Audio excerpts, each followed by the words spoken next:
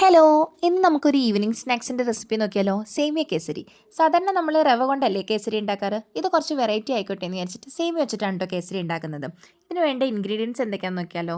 കിസ്മിസ്, cashew nut, കുറച്ച് ഏലക്ക പൊടിച്ചത്, വേണമെങ്കിൽ മാത്രം നമുക്ക് ഫുഡ് കളർ ആഡ് ചെയ്യാം കേട്ടോ. ഞാൻ കുറച്ച് ഫുഡ് കളർ ആഡ് ചെയ്യുന്നുണ്ട്. പിന്നെ വേണ്ടത് നെയ്യാണ്.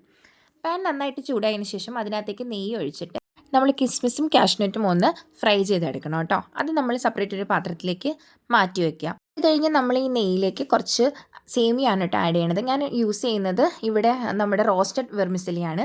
അതൊന്ന് നെയ്യിലൊന്ന് അത്യാവശ്യം ഒന്ന് ചെറുതായിട്ടൊന്ന് വഴറ്റിയെടുത്തിട്ട് ഒന്ന് വേവാൻ വേണ്ടിയിട്ട് കുറച്ച് വെള്ളം ഒഴിച്ചൊന്ന് തിളപ്പിക്കുക. അതിനുശേഷം നമ്മളൊരു 2 മിനിറ്റ് ഫ്ലെയിം ഓഫ് ചെയ്ത് കഴിഞ്ഞിട്ടൊന്ന് അടച്ചു വെച്ച് കഴിഞ്ഞാൽ ആവശ്യത്തിന് സേമിയ വെന്ത് കിട്ടും കേട്ടോ. പിന്നെ മധുരത്തിന് വേണ്ടിയിട്ട് ഞാനിവിടെ യൂസ് ചെയ്യുന്നത് പഞ്ചസാരയാണ്. മധുരമൊക്കെ നമുക്ക് ആവശ്യത്തിനനുസരിച്ച് ഇടാവുന്നതാണ് കേട്ടോ. ഇവിടെ അത്യാവശ്യം മധുരം കഴിക്കുന്ന കുട്ടികളാണ്, അതുകൊണ്ട് തന്നെ ഞാൻ പഞ്ചസാര നന്നായിട്ട് ഇടുന്നുണ്ട്. കുറച്ച് ഏലക്ക പൊടിച്ചതും ഇടുക. പിന്നെ നമ്മൾ ഫുഡ് കളറാണ് ഇടുന്നത്. ഫുഡ് കളർ നിങ്ങൾക്ക് ഇഷ്ടമല്ലെങ്കിൽ കേസരൊക്കെ വെള്ളത്തിലിട്ടിട്ട് നമുക്ക് ആ കളറാണെങ്കിൽ അതിനകത്ത് മിക്സ് ചെയ്യാം കേട്ടോ. കളർ ചേർത്തില്ല എന്ന് വെച്ചാൽ കുഴപ്പമൊന്നുമില്ല. ഇത് കഴിഞ്ഞ് നമ്മളിത് നന്നായിട്ടൊന്ന് മിക്സ് ചെയ്യുക. കുറച്ച് നെയ്യും പിന്നെ നമ്മൾ നെയ്യിൽ വറുത്തെടുത്ത കാഷ്നട്ടും കിസ്മിസും കൂടെ ഇതിനകത്ത് ആഡ് ചെയ്യുക.